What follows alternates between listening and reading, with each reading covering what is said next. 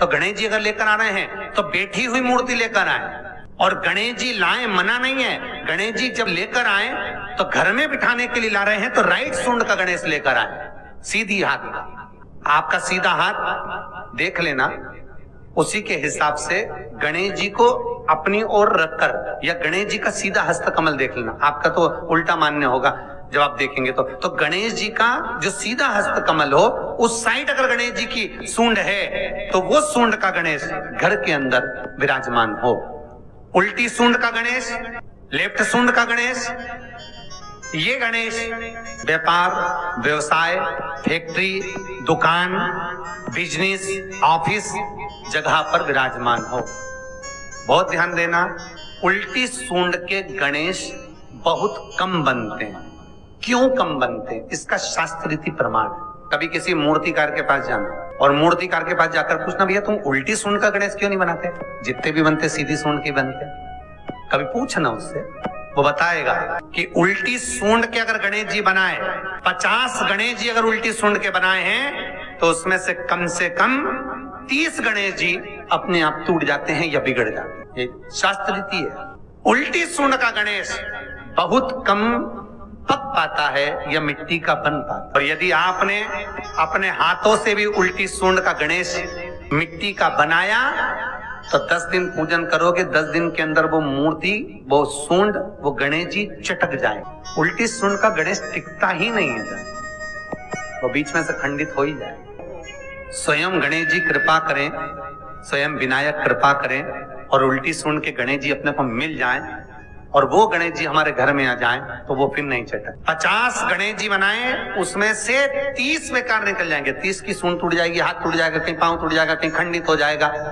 आप देखना, आप भी अगर बाजार जा रहे हो गणेश जी लेने के लिए तो आप देखना, उल्टी सूंड का गणेश जी लोगे तो कहीं ना कहीं हाथ नबा होगा, कहीं पांव नबा होगा, कहीं पीठ नबी होगी, कहीं कुछ खंडित होगा, कुछ ना कुछ उसमें मिस्टेक मिलेगी ही, यह पक्का है।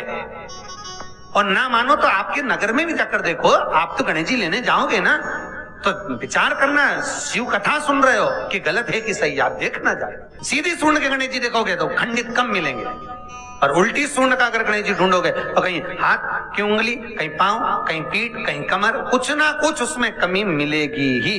शिव महापुराण कहती है, गणेश पुराण कहती, क्योंकि सीधी सूंड के गणेश जी को मनाने के लिए महाराज मंत्र की 50 माला करना पड़ती है, तो समझ लो उल्टी सूंड के गणेश जी को मनाने के लिए मात्र 5 माला में भगवान गणेश प्रसन्न हो जाते हैं। अर्थात उल्टी सूंड का गणेश शीघ्र प्रसन्न होता है। महाराज भगवान बैठ गए गणेश जी महाराज, इसलिए हमारे हिंदू रीति शास्त्र रीति कहती है, गणेश जी जब जब खड़े होते हैं तब तब संहार करते हैं।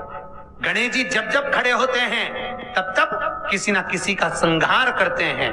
और गणेश जी जब बैठे रहते हैं तो सुख, समृद्धि, वैभव, आनंद, संपदा प्रदान करते रहते हैं। यहाँ तक जो जीवात्मा मर कर आती है, जो जीवात्मा भगवान गणेश के सम्मुख में आकर प्रथमता में खड़ी होती है, उस जीवात्मा के सम्मुख खड़े होने पर गणेश जी उसका फल भी प्रदान कर देते हैं। जा, मैं तुझे, तू मेरे सामने खड़ा है, मैं तुझे ये सुख देता हूं, जा। गणेश जी का जो दांत टूटा है, उस दांत की ओर गणेश जी को दुर्वा समर्पित करी जाती है। इसलिए हमारे हिंदू धर्म में 2 तरह के गणेश जी का प्रमाण कहा जाता है, एक राइट सूंड के गणेश, एक लेफ्ट सूंड के गणेश।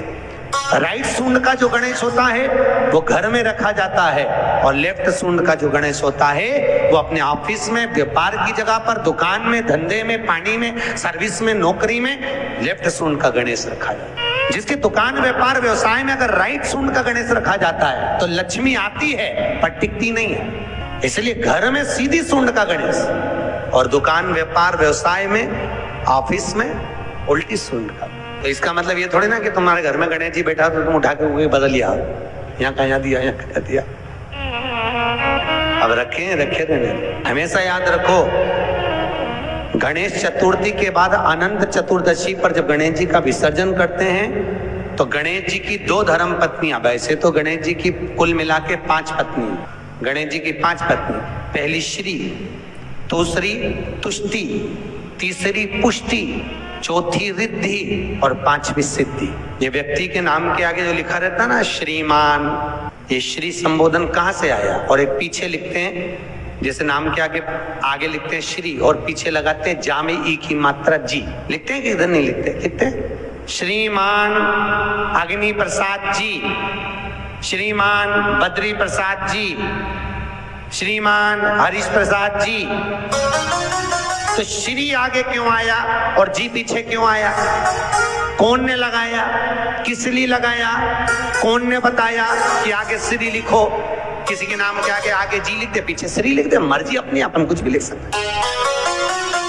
और किसने कहा कि आगे श्री लिखो? क्योंकि गणेश जी महाराज जब विवाह करने जा रहे थे और गणेश जी की जब बारात जा रही थी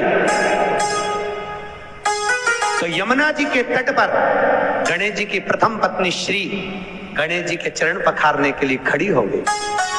और प्रथम गिनती में जब गणेश जी चलने लगे तो श्री ने उनके चरणों को रोक लिया और कहा, प्रभु मैंने आपका आह्वान करा है, मैं आपको अपने पति के रूप में देखती हूँ। भगवान गणेश जी ने कहा, तूने प्रथमता में मुझे पाया है, जिसके नाम के आगे तेरा संबोधन लगा रहेगा वो जगत में प्रसिद्ध होता चले जाएगा। इसलिए श्रीमान लिखा जाता है। अब जी का संबोधन कहां से आया वो भी समझ लीजिए।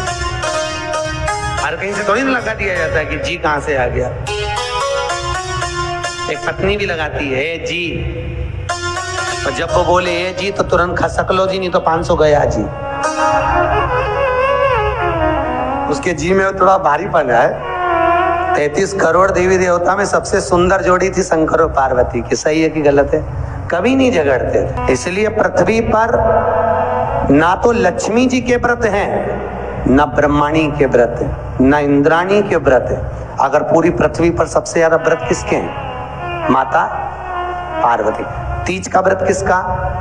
पार्वती का। चतुर्थी का व्रत किसका? पार्वती का। चौथ का व्रत किसका? पार्वती का। छठ का व्रत किसका? पार्वती का।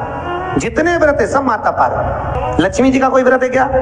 अरे बोलो तो, ये आप लोग वैभव लक्ष्मी का व्रत करते हो, ये पुराना व्रत नहीं है, ये तो अभी अभी लोगों ने चालू कर दिया। ये लक्ष्मी, यहाँ कई लोग अमावस्या के दिन, दिवाली के दिन व्रत रख लेते हैं, हमारे शास्त्रों में उसका भी प्रमाण नहीं है। वो तो तुम लक्ष्मी के चक्कर में रख लेते कि दिन भर भूखी रहूंगी तो लक्ष्मी जल्दी आ जाएगी। ये तो ये हमारे शास्त्र में प्रमाण नहीं है लक्ष्मी जी के व्रत का। कहीं सरस्वती का व्रत है क्या? ब्रह्माणी का? अरे बोलो तो सही, बसंत पंचमी के दिन रखती हो कि सरस्वती का व्रत? नहीं, केवल एक व्रत माता पार्वती का। क्यों नहीं है? लक्ष्मी का व्रत इसलिए नहीं है क्योंकि माता लक्ष्मी भगवान नारायण को श्राप दी थी जब लक्ष्मी जी श्रृंगार कर रही थी, और इतने में भगवान विष्णु आ गए और भगवान विष्णु ने लक्ष्मी जी का मुख देखा, देखकर हंस दिए। इतने में लक्ष्मी को क्रोध आ गया, हे नारायण तुम मुझे देखकर हंसे हो घोड़े की तरह, इसलिए मैं तुम्हें श्राप देती हूँ, तुम्हारा सिर कट जाए और तुम्हें घोड़े का मुख लग जाए। तो भगवान नारायण को घोड़े का मुंह लगा और नारायण का हयग्रीव अवतार हुआ। कौन सा अवतार? हयग्रीव। ये लक्ष्मी का श्राप नारायण को लगा था, इसलिए लक्ष्मी का कोई व्रत नहीं। ब्रह्माणी ने ब्रह्मा को श्राप दिया था पुष्कर राज की भूमि पर। जब पुष्कर राज की भूमि पर यज्ञ हो रहा था, ब्राह्मणों ने कहा ब्रह्मा देवता मुहूर्त निकल रहा है, जल्दी यज्ञ में बैठो। ब्रह्मा जी ने नारायणी से कहा, ब्रह्माणी से कहा, ब्रह्माणी जल्दी चलो, सरस्वती जल्दी चलो, यज्ञ में बैठना है। ब्रह्माणी ने कहा भी आई तैयार होके। ब्रह्माणी तैयार होने में लगी रही, बहुत समय निकल गया, मुहूर्त निकलने लगा। ब्रह्मा जी से ब्राह्मणों ने कहा ये मुहूर्त निकल रहा है। ब्रह्मा जी ने कहा करे क्या? इतने में ब्राह्मणों ने कहा तुम बताओ क्या करे? ब्रह्मा जी बोले आपको जो करना है करो। ब्राह्मणों ने गाय को पकड़ कर ले आए और गौ माता को खड़ी कर गाय के सामने वेद ध्वनि करना प्रारंभ करा। जब वेद ध्वनि करी तो गाय के मुख से वेद माता गायत्री को प्रकट कर लिया।